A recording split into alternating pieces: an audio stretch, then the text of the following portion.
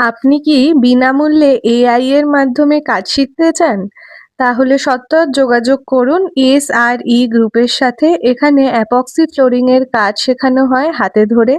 স্ক্রিনে দেওয়া নাম্বারে যোগাযোগ করুন।